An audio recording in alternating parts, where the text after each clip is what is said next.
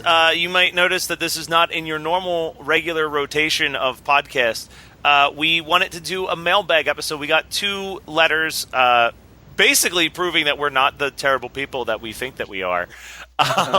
So we wanted to just give some time to read them. One of these we've been kind of sitting on for a few months now. Shortly, if you recall back when we did the Sleepaway Camp episode, Scott had proposed the question of, what does the gay community think of a movie like this? And we received this email. I just want to read it real quick, and I apologize in advance if I stumble over some of this. This is from Emma. So here we go. Also, this I believe Emma. I think the question was posed how gay and trans people feel about just generally the LGBT community. Yeah, the whole community. So Emma's email begins, I'm transgender and your coverage of Sleepaway Camp on Horror Movie Night was good. You asked for someone to message you on how the LGBT community and the trans community feel about this movie, and while I can't speak for everyone, here are my thoughts. I knew the ending going into this movie as well, and I kind of avoided it because most times seeing that kind of stuff, especially in the context of an older film, is awkward for me. Because being the punchline of a joke, Ace Ventura is fucking seriously horrendous to watch for me now, or the source of horror, as in this one, is off-putting. But at the same time, I'm pretty thick-skinned about that sort of thing. I can understand the context of the time. I find this movie fascinating because although the fact that she has a wang is used as a he-he climax to the film, I found the end to be just as disturbing as anyone else, despite knowing what was coming. Wait, how come we didn't get a he-he after she said coming as well? There should have been a he-he after that. The face that she's making is up there with Laura Dern's face in Inland Empire or the dreamy ending of Dumplings in terms of terrifying faces in movies. I think that and the way that it's shot have more to do with the horrific nature of the ending, which, you're right, is legitimately terrifying. I don't think this would play well in a queer movie night next to John Waters or that kind of trash cinema, though. This movie belongs next to something like Ms. 45 because of its weirdness and conflicting tones. John Waters' films, while despite their grossness, are lighthearted and playful. This ending feels mean-spirited in a way that doesn't really have anything to do with the LGBT community. It just feels wrong. A little Uncanny Valley and some 80s art house editing makes this creepy and somehow makes up for how laughably fun, dumb, and 80s-ish the rest of the movie is. Personally, I'm not offended by the trans-related stuff in the movie, but it's hard to sell if others would be. I mean, other than Sense8, we're waiting for a good character in media that's trans instead of a trans character. Like where being trans is part of the person's story, not the main part of the person's story. And a random thought, this movie may be the reason some people, who are likely already shitty human beings, are scared of people like me, and apparently don't want us able to pee anywhere but home. But if you look at more recent films that deal with this sort of forced gender reassignment, like, spoiler alert, The Skin I Live, it's less what is actually happening and more about the horror of being forced into something life-altering against your will. Honestly, it's kind of the reversal of what my life felt like before I transitioned. Imagine if you were Andrea being forced to be something that you weren't from a young age. So I think she means Angela there. So in that sense, there's a deeper level of sympathy I believe trans people can feel for the character. The whole time I was watching the movie, I was like, oh, you poor little thing. The world is hard on us. It's no wonder our suicide rate is off the charts. On that cheerful and uplifting note, I really enjoy Horror Movie Night. It's nice to hear people approach this topic and not be a total dick about it. Keep it up, and you're welcome to read this on the podcast if you want. Let me know if you have more questions or need some trans horror fan co-host sometime for a little more context, or just for the fuck of it. Cheers. So, Emma, thank you so much for that email. Emma and I became Facebook friends after she sent that to us, and she's an awesome person.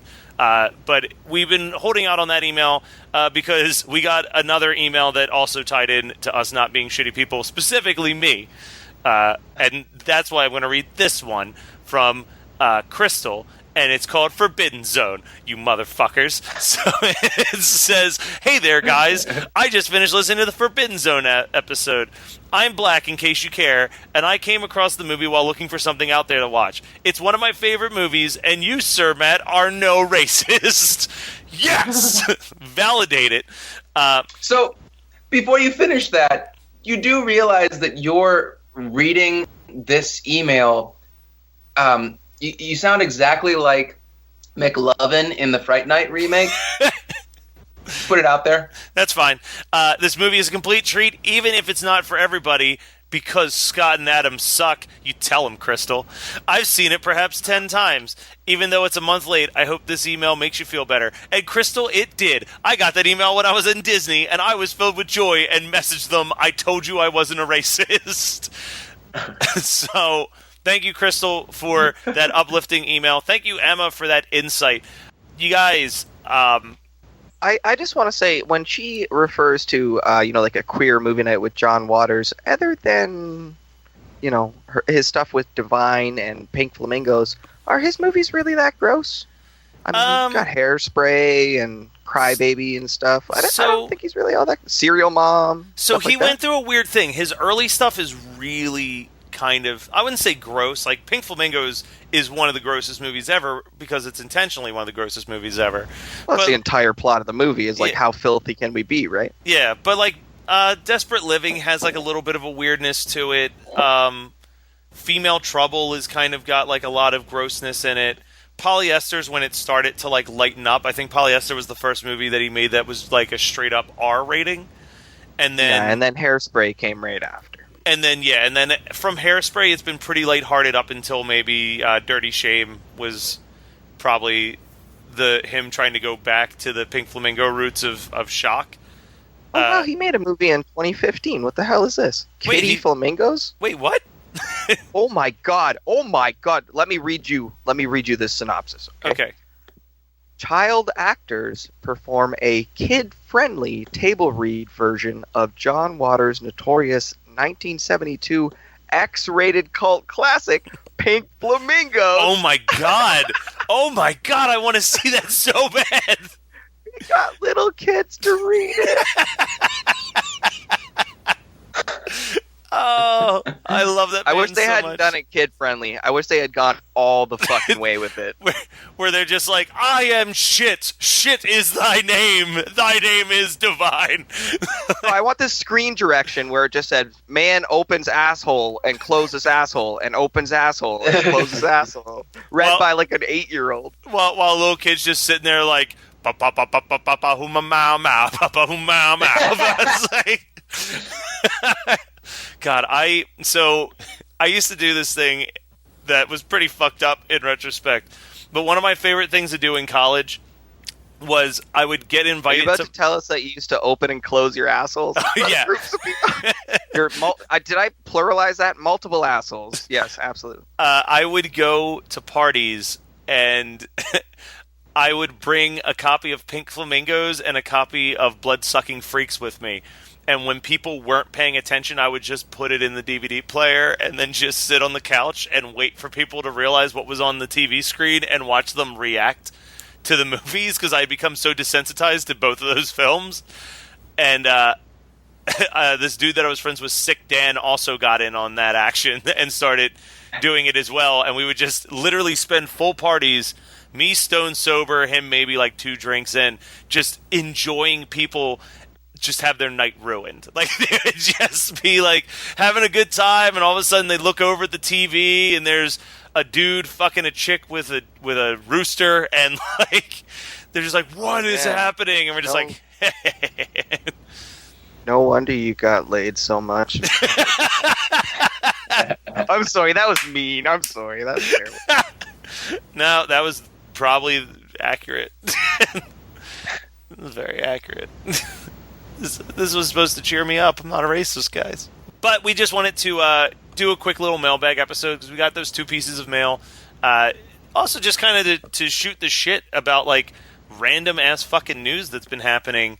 Hey, Matt, tell me what the absolute worst part of Disney was. Okay, worst part of Disney. The worst part of Disney was that we kept trying to, we're juggling 6 different people's lives, so we're trying to make everybody happy. So for me, I was like, we're in Disney. We're here for 7 days.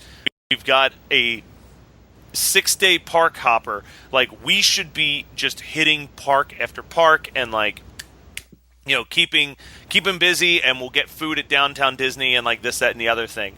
But my dad, who's an avid sports fan, was like, the Eagles are playing the Cowboys. I want to see that game. So instead of going to a Disney park on Tuesday or going to downtown Disney to like go to like a nice restaurant that I can't go anywhere else, we went to, my brother found a Philly-based sports bar in Orlando that we had to drive 45 minutes to, and I just was stuck around a bunch of drunk assholes for 3 straight hours as they were screaming about football, and I was why? I was miserable. How long was the trip to get to Florida? Well, we flew, so it was a 2-hour flight, and then we rented a car. You had to pay for the plane tickets. Did your dad pay $600 for plane tickets to go watch a football game? Essentially.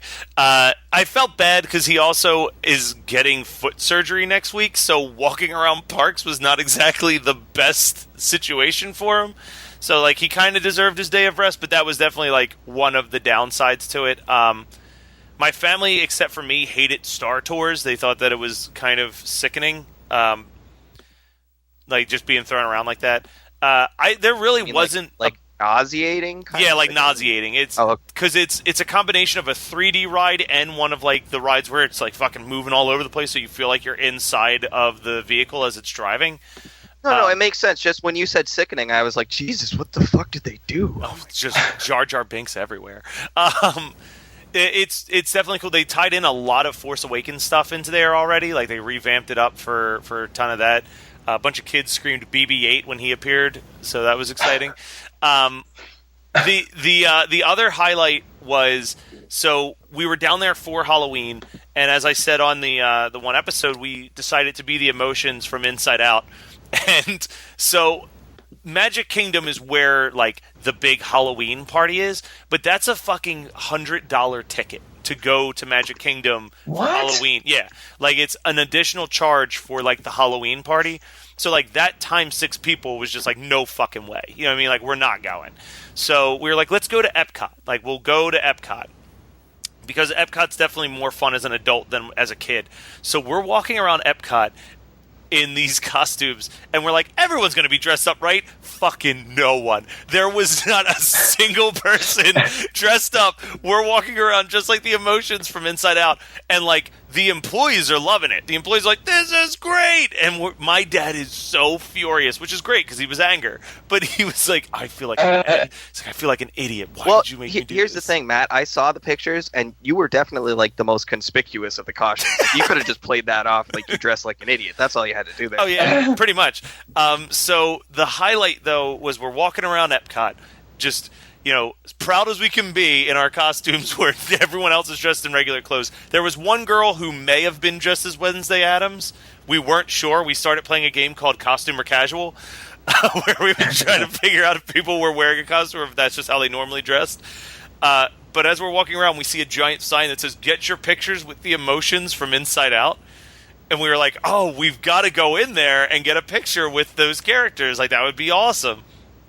And we walk in there, and the line is like a mile long for these pictures. And we were like, oh, fuck this. You know what I mean? Like, never mind. And there's a mom standing there pushing her kid in a stroller, and she goes, I know, they want to get a picture with the emotions. And I'm just like, I can't justify this. And we're like, yeah, it sucks. And then she looks at us for a couple seconds and goes, can I just get a picture with you guys instead?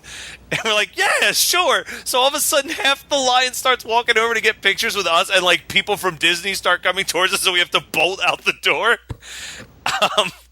It's so weird. You weren't like charging $10 for pictures, were you? No, we were we were giving out free pictures, but apparently Halloween is like an exception.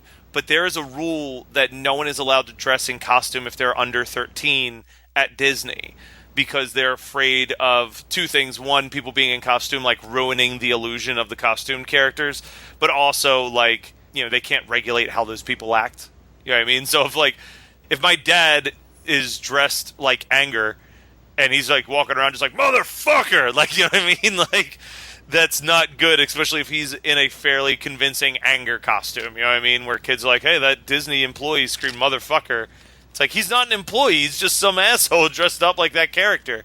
So it's weird. It was a weird experience all around. I know my family's going back next year, but I'm pretty sure that Horror Movie Night's going to have bigger fish to fry, and I'm not going to be able to go to Disney next Halloween. Spoiler alert for some cool things that are coming up in the next year. I guess this is a good enough time also to mention Monster Mania, right? We're going to be at Monster Mania, and that's super exciting. Are we just going to ghost him? Let's ghost him. Let's ghost him until he sings, I don't know, Let It Go from Frozen. Let's do it. Let it go, let it go. I am one. I regret with the this wind immediately. and Please sky. He just went to Disney. He is so primed to do that shit.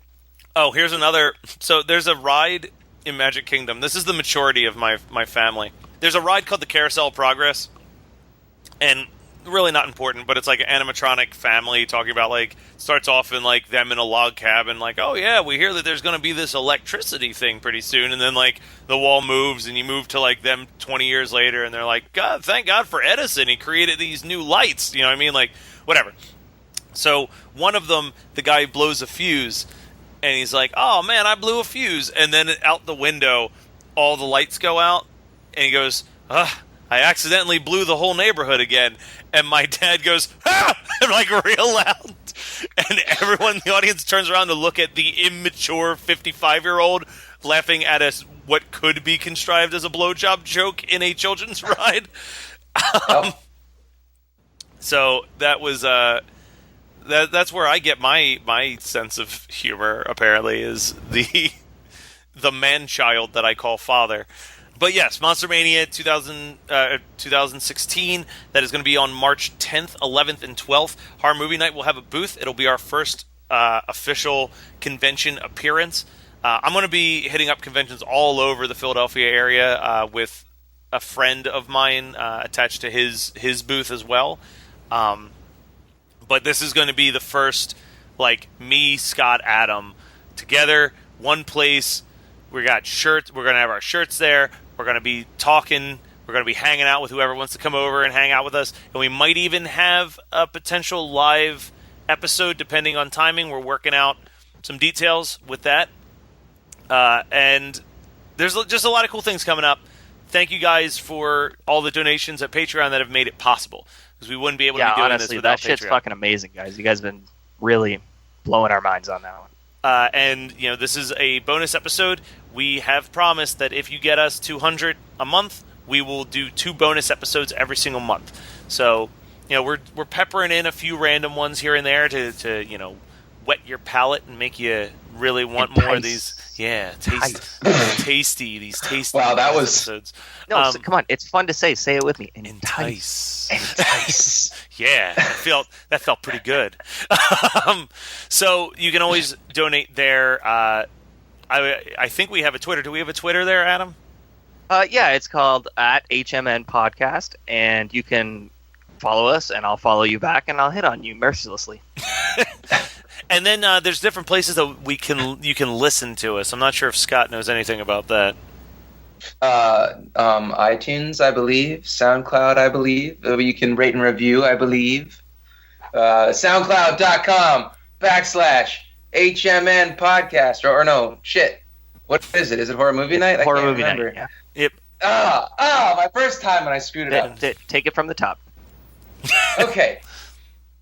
You guys can listen to us on iTunes. You can rate and review us. You can also subscribe on through iTunes, through your phone podcast. You can listen to us on SoundCloud.com/Horror Movie Night. You can also listen to me at my SoundCloud. I ran out of steam. You sounded like a You sound like a Hanna-Barbera cartoon character. I was trying to go for the lowest energy guy that you could ever find on WrestleMania. Yeah. Wait. Okay, one more time. Give it to me as Duke. Yo, you can listen to us on iTunes. Never mind. Don't do that. Bad idea. No one's gonna. No, they're all gonna unsubscribe. Don't do that. Never mind. All right. Well, this is one of the bonus episodes, I guess. This is the thing that we did. Thank you guys for all your support. We'll be back with more episodes in the very near future. Thank you for listening. Love you guys.